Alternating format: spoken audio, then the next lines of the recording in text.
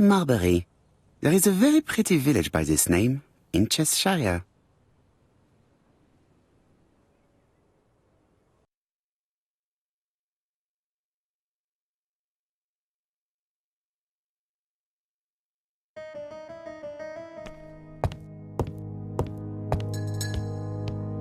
How do you do? You must be Mr. Hercule Poirot. Chief Inspector Tapp told me that you might be coming.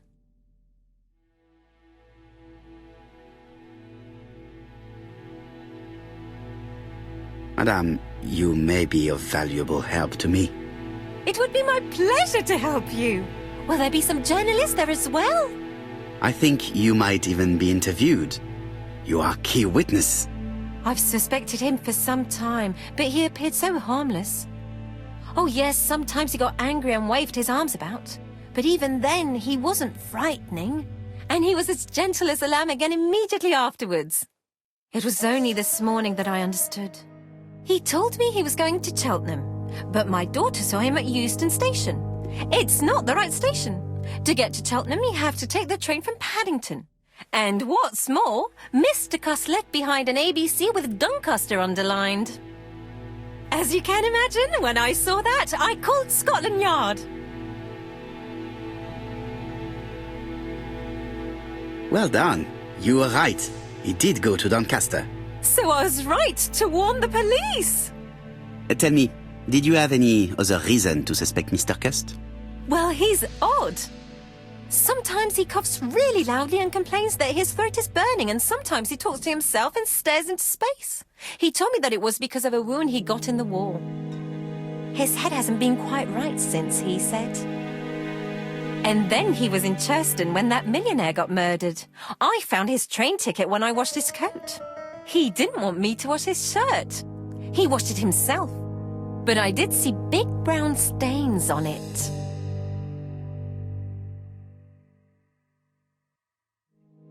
Where were the stains on the shirt? On the collar and on the buttonholes. Cut used to travel for his work. Is that correct? Oh, it wasn't for pleasure. He was always unwell on trains. But he had to sell his stockings around England. I have to respect my engagements, he used to say. Do you know where Cust was at the time of the murder in Andover and Bexhill? On June the 21st and July the 25th? No, I don't know. That was a while ago, you know. But surely you keep a register. It won't do you much good. Mr. Cuss rents his room for the year. If he goes away for a few days, I have no reason to make a note of it. Ah, I remember one thing. Bexhill by the sea, right? Indeed, it is a large seaside resort. Well, as it happens, at the start of July, Mr. Cust asked me to repair his bathing dress. Suspicious, huh?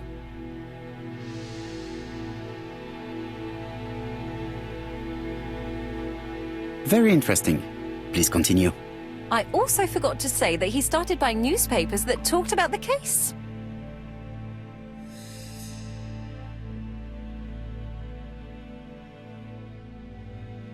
When did he start buying the newspapers? Let's see.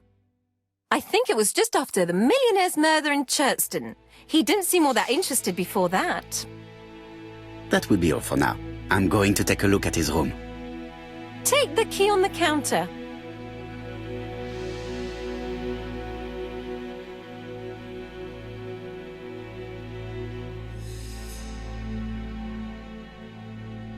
I don't think my register will help you. Mr. Cuss rents his room all year. If he goes away for a few days, I have no reason to make a note of it.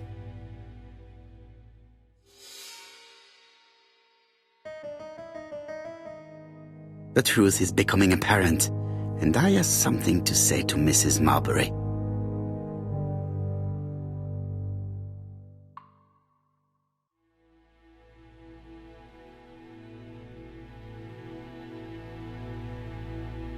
I have something to say to Mrs. Marbury.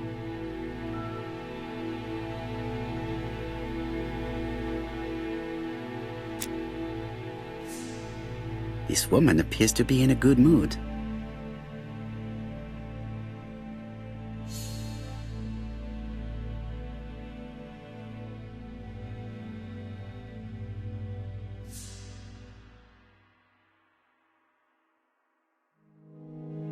Mrs. Marbury is in a good mood.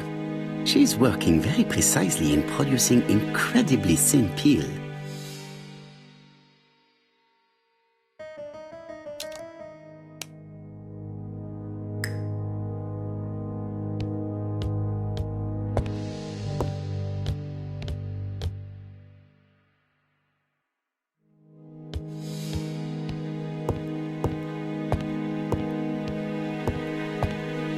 I have something to say to Mrs. Marbury.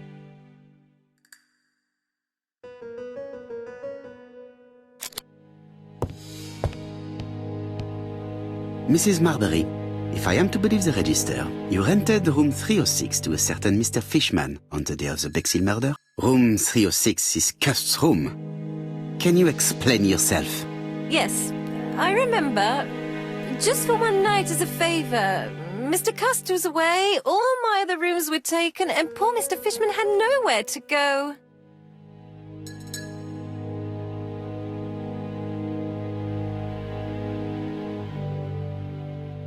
It doesn't matter, provided that you remembered to change the sheets. Oh, do you think so?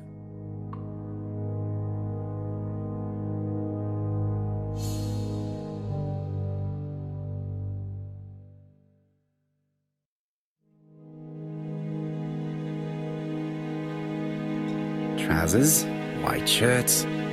Everything has been washed very well. The Bexhill Daily paper, dated from the day of the Bexhill murder. Most probably the bathing dress repaired by Mrs. Marbury's expert hands. All the main articles referring to the ABC case are here, from the Churston murder onwards. Nothing before that date.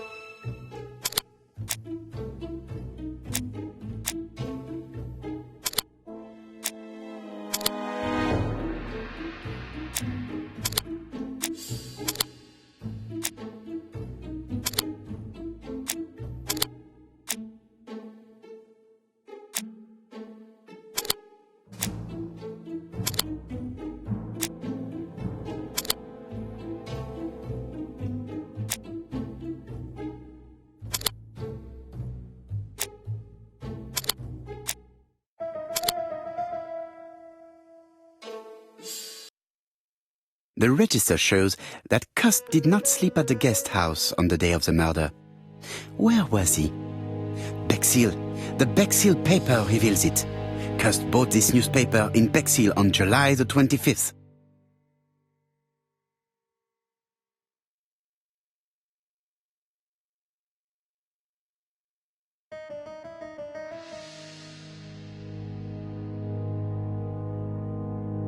Laudanum Cameron's chemists. Laudanum, a medicine for coughs. It is what Dr. Clark prescribed for Mrs. Asher. This subject would probably be useful to me.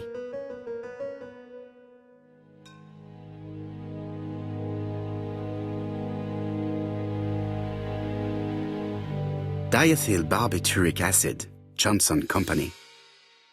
I know this medicine. It is a powerful sedative. This subject would probably be useful to me.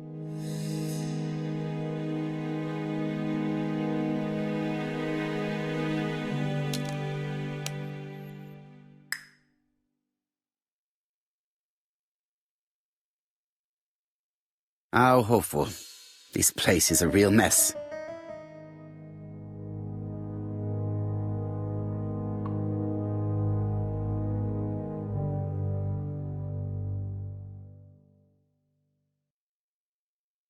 The least we can say that Mr. Cust is not very concerned about order and balance.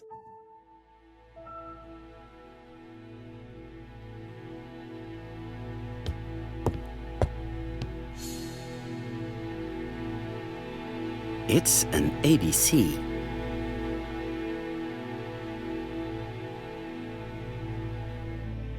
A long-bladed knife. A murderer's weapon. This object will probably be useful to me. Cust is parsimonious. He keeps his pencils and sharpens them until there is nothing left.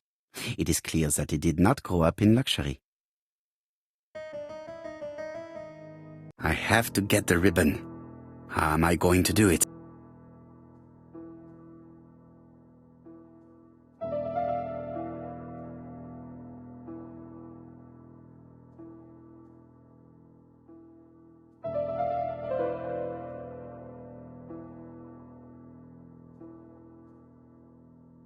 Something is blocking the ribbon.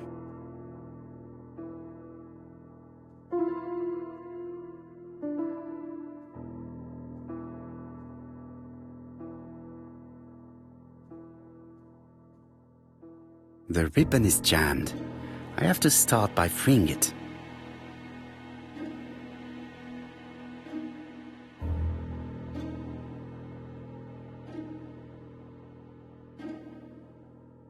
The ribbon is jammed.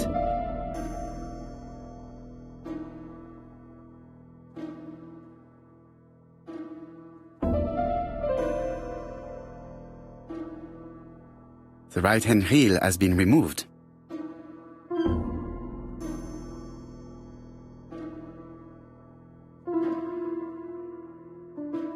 The left-hand heel has been removed.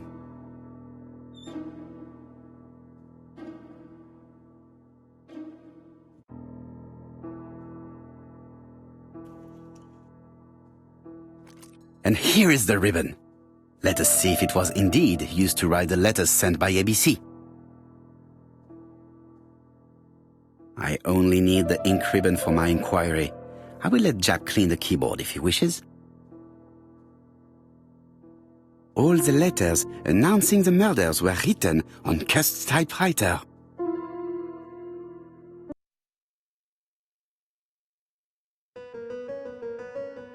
John Milligan, Managing Director, Silky Legs, Frederick Street, Leicester.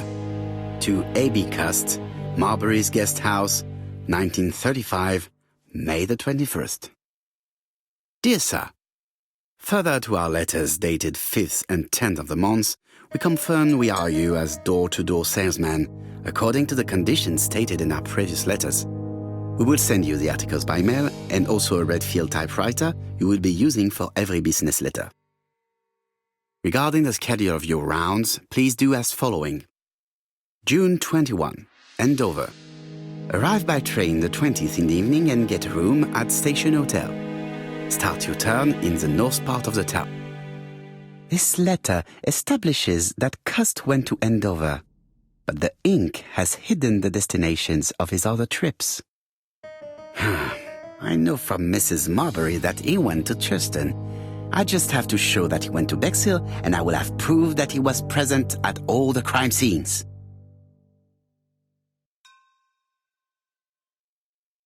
Did Cust drop it when he opened the window, or was it Mrs. Marbury while she was cleaning?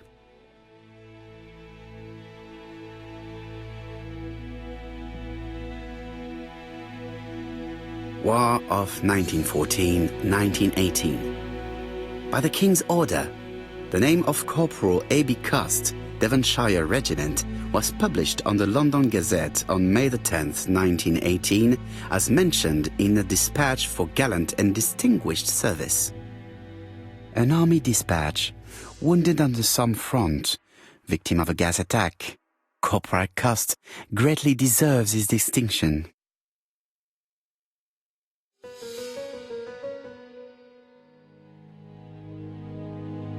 ABC guides, enough to sign about a dozen murders. It's closed.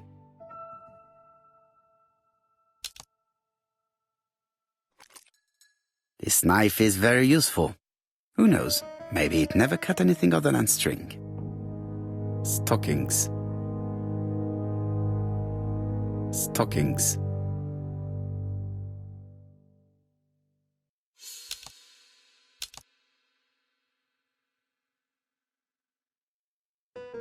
The least we can say that Mr. Cust is not very concerned about order and balance.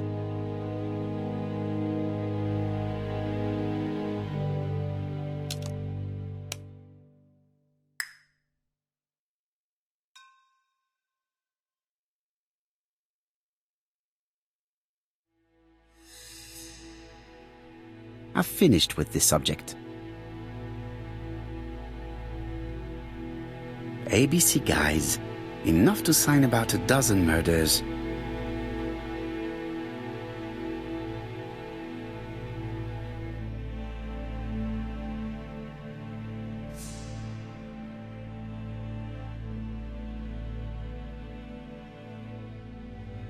The least we can say that Mr. Cust is not very concerned about order and balance.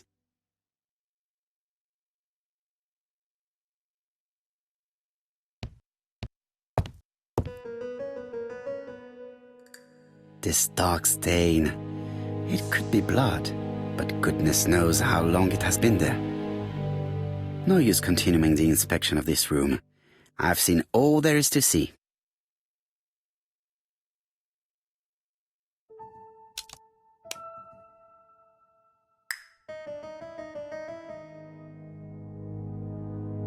Goodbye, Mrs. Marbury.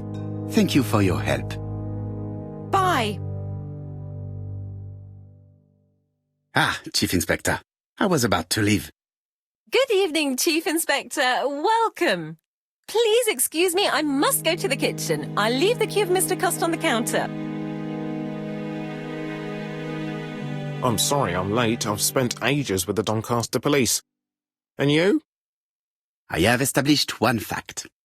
On 3 occasions, Cust was at the scene on the day of the crimes.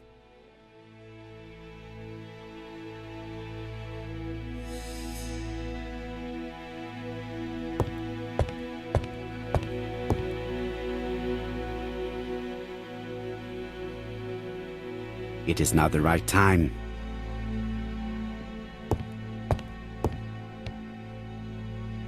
It looks like I've found the real master of this house.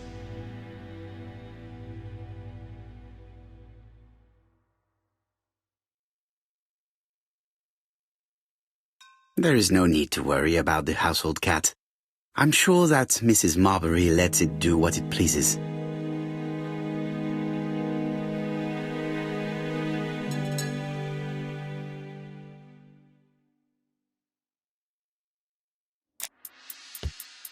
I had best talk to Jap. I've listened closely to what you have to say, Poirot. For me, there's no doubt Cust is guilty. Do you have any element that might prove the contrary? That is what we're going to look for. Let us now try and get our brain cells to work.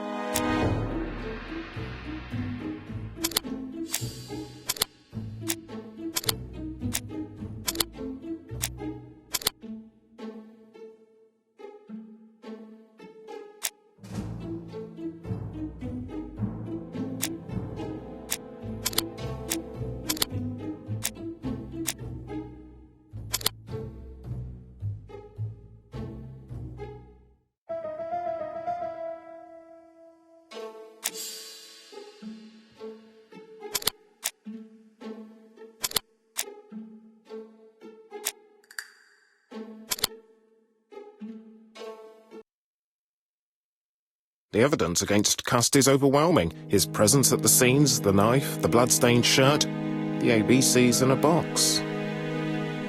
C'est vrai. However, the blood Mrs. Marbury saw on Cust's shirt may have been his own. According to his medical records, he suffers from hemoptysis. The murderer cut Sir Carmichael's throat from behind, and the blood spurted outwards. You would expect the murderer's shirt to be stained on the sleeves, not on the buttonholes, yet we see quite the opposite. You would expect the murderer to keep the newspaper articles about his crimes. But Cust's collection starts in Cheston, as if it discovered the case rather late.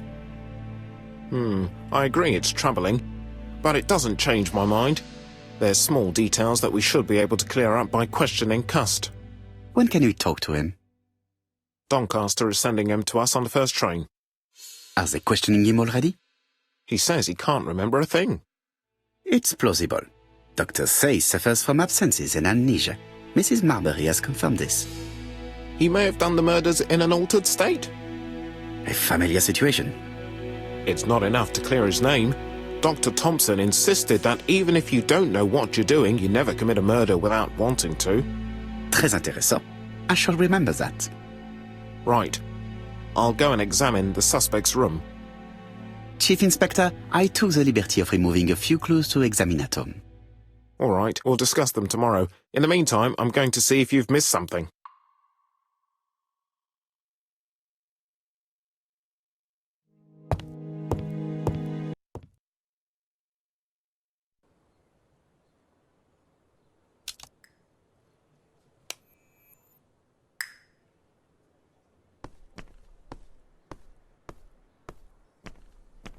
To Scotland Yard, please.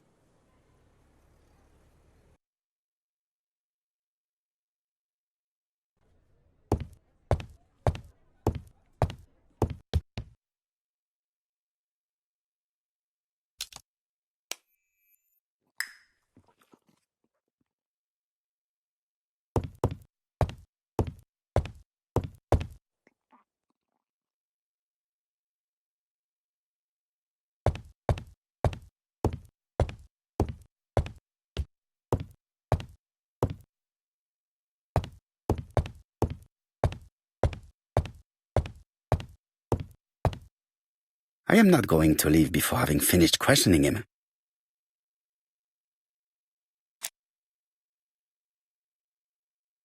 This man is not in good shape.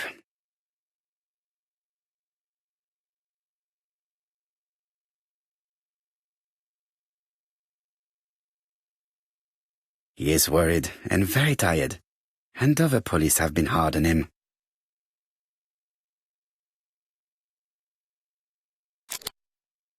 What do you want from me?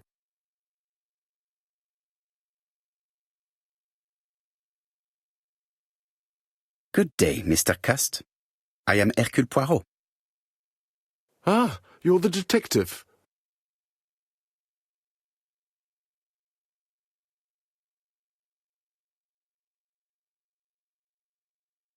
Why did you send me a letter before each crime?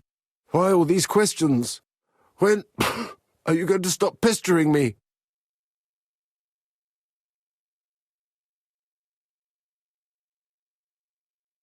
Maybe you forgot that you wrote these letters.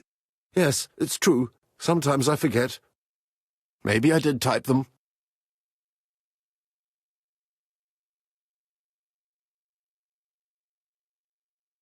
Are you capable of murder, Mr. Cust?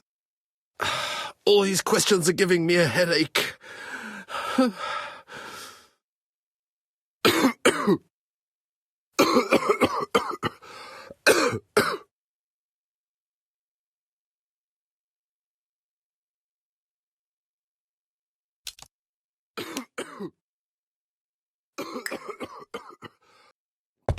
am not going to leave before having finished questioning him.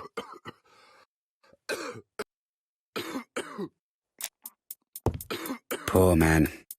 If only I could help him. He is in no state to reply.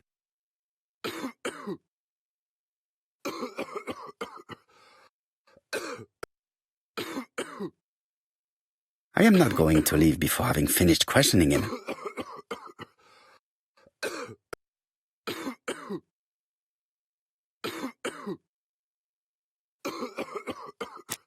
was in no state to reply.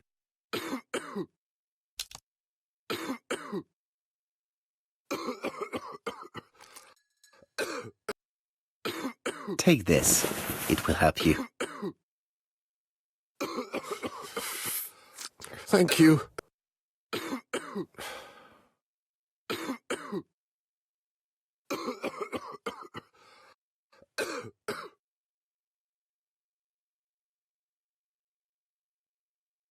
Oh, good God, my shirt is covered in blood again. Bon. I now know where the bloodstains Mrs. Marbury saw came from. Are you well enough to speak? Yes, I feel much better.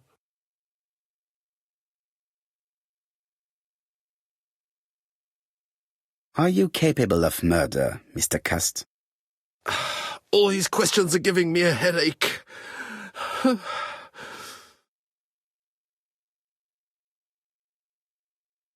You suffered during the war. It's true. I was wounded. I suffered. But the army was the only place I didn't feel inferior. No questions. Just orders to follow. But ever since you were wounded, you have absences, bouts of amnesia. And headaches. Professor Clark treated you. Yes, a few years ago he really helped me with my burned throat.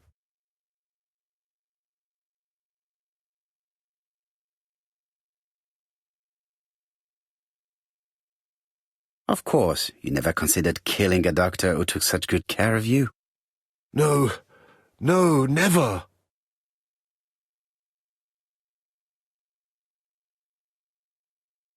Do you deny being at the scene of the crimes? So? There was no harm in being there. It was only for my work. You were seen at all the crime scenes. Yes, I was. I travel a lot, but not for pleasure. I am terribly unwell in trains. But I had to respect my engagements. My employer gave me very precise written instructions about the towns I had to visit. Let's see. The company you claim to work for, Silky Legs, has never heard of you. And as for these letters they sent you, they were written on your own typewriter. The company sent me the typewriter when I started working for them. Yes, but the letters were received afterwards.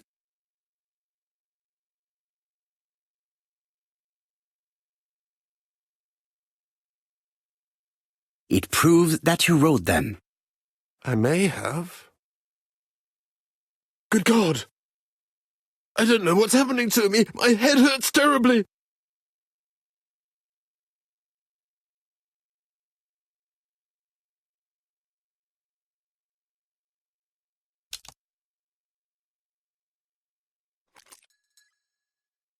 Take this. It will help you.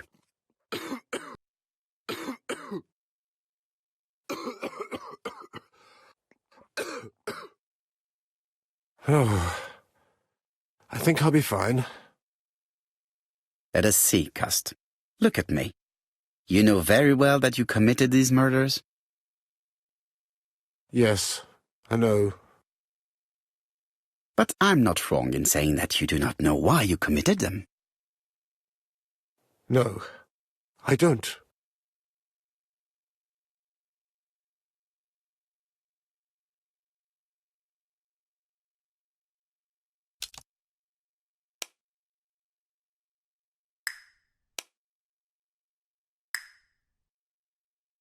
Let us leave Cust alone. He's at the end of his tether.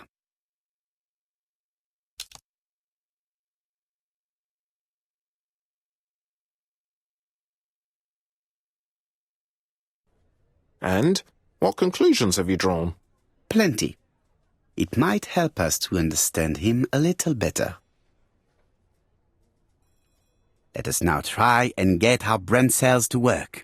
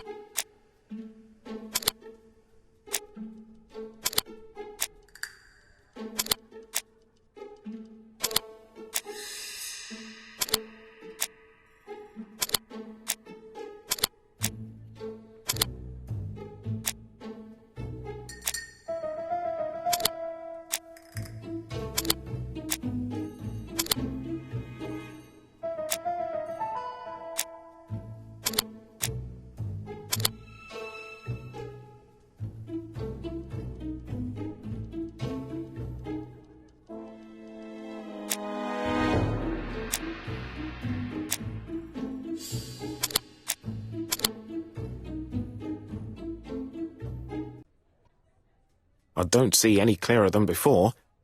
This is worse. There is one point to highlight. C'est curieux. Cust admits that he killed, but he does not know why. What did Dr. Thompson say? Even if Cust killed while in an altered state, it still must have been his deepest desire. He must have had a motive. Let's keep it simple. Never mind his motive. He confessed.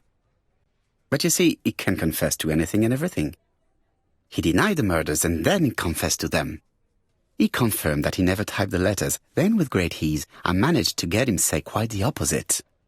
Come on, he behaved like a guilty man. He lied to his landlady. Because deep down he believes himself guilty. From the papers, he noticed that he had always been at the scene of the crimes. He must think that he killed and then simply forgot what he had done. How can you be so sure? Let us look at his psychological profile. You will understand my point of view. Let us now try and get our brain cells to work.